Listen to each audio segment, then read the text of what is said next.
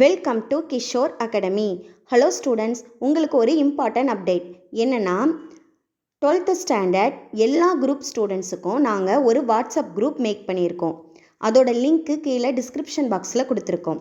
இந்த குரூப்பில் நாங்கள் உங்களுக்கு தேவையான எல்லா வீடியோஸையும் அப்பப்போ ஷேர் பண்ணுவோம்.